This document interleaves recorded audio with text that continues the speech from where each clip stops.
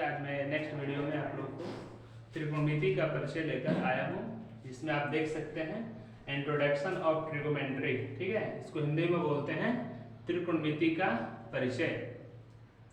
ठीक है, देखिए पहले लिखा त्रिकोणमिति शब्द ग्रीक भाषा की 3 शब्द से बना है। इससे क्वेश्चन पूछेगा कि त्रिकोणमिति शब्द किस भाषा से लिया गया है, तो आपको बोलना है ग्रीक भाषा। क्या बोलना है? ग्रीक भाषा। वो ग्रीक भाषा देखिए, फर्स्ट था ट्री, जिसका अर्थ दिया है 3, और दूसरा है गोनिया, जिसका अर्थ है कोण, और तीसरा जो अर्थ दिया है शब्द वह है मेट्रॉन, जिसका अर्थ होता है माप। ठीक है, यानी हम लोग कह सकते हैं कि इस तरह से हम लोग बोल सकते हैं कि त्रिकोणमिति शब्द का अर्थ तीनों कोण की माप। त्रिकोणमिति का अर्थ होता है तीनों कोण की माप। ठीक है, यानी इस तरह से हम लोग कहेंगे कि त्रिकोणमिति का प्रयोग कहाँ कहाँ किया जाता है।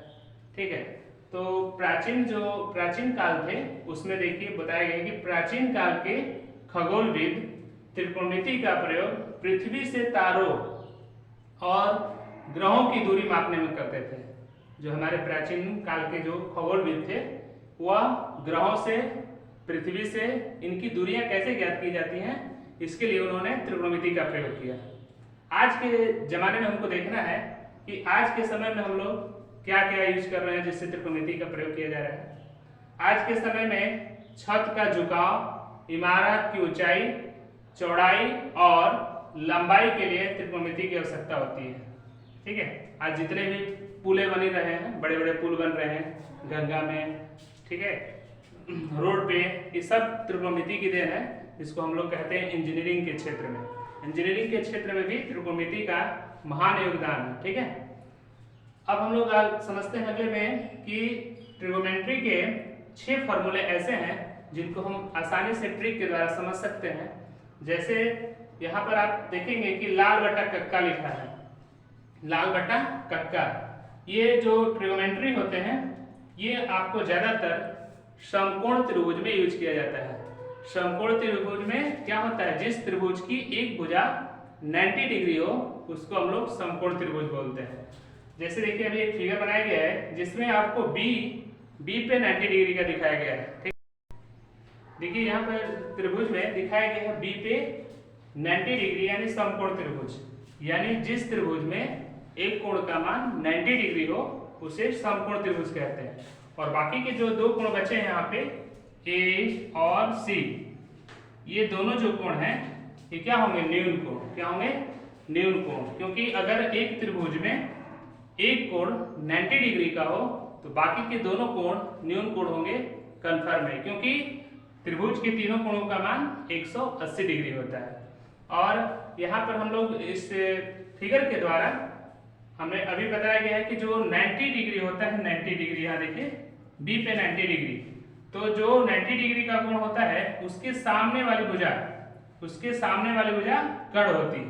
ठीक है, और जो लंब जिस भुजा पे बना होता है लंब, उसको बोलते हैं आधार। और सबसे जो सीधी खड़ी भुजा दिखाई दे रही है आप लोगों को, ये लंब है। और हम लोग अगले ट्रिक की तरफ पहुंच रहे हैं जिसमें इस फिगर के द्वारा या अलग से ट्रिगोनोमेट्री के 6 फॉर्मूले लगे हुए हैं, जिसे हम लोग लाल बटा कक्का के फॉर्मूला से समझेंगे। सबसे पहला जो फॉर्मूला होता है यहाँ पे साइन थीटा। साइन थीटा का मतलब होता है यहाँ पे बेटा लंब बटा कर्ण। यहाँ से हम लोग ट्रिक के लिए बस यूज किया गया है, क्योंकि लंब को हम लोग इंग्लिश में परपेंडिकुलर बोलते हैं, ठीक है, और कर्ण को हाइपोटेनस बोलते हैं। ठीक है, लेकिन बस ट्रिक के लिए हम लोग एल और के का यूज किए हैं। ठीक है, तो साइन थीटा का मान हो गया लंब बटा कर्ण। इसके बाद साइन के बाद दूसरा आता है कॉस। क्या आता है? कॉस। कॉस का फॉर्मूला होता है बेटा ए से आधार, के से कर्ण, यानी आधार बटा कर्ण। इसके बाद कॉस के बाद आता है टेन।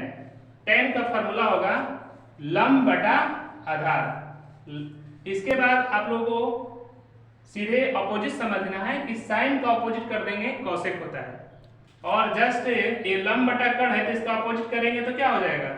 कर्ण बटा लंब। तो साइन का अपोजिट क्या हो गया? कॉसेक। तो कॉसेक में हम लोग क्या करेंगे? नीचे वाले को ऊपर भेज देंगे, यानी कर्ण बटा क्या हो गया? लंब। जस्ट उसी के सामने आपको देखिए लिखा होगा कॉस। cos थीटा का जस्ट उल्टा होता है sec थीटा, ठीक है। तो cos का हम लोग उल्टा कर देंगे sec थीटा, यानी कण ऊपर चला जाएगा, आधार नीचे। इसके बाद आते हैं अगले फॉर्मूले में tan थीटा। tan थीटा से यहाँ से देखिए लंब बटा आधार, लंब बटा आधार है, तो tan का उल्टा क्या होता है, cot थीटा। cot थीटा का मतलब आधार बटा में लंब, ठीक है। Thank you.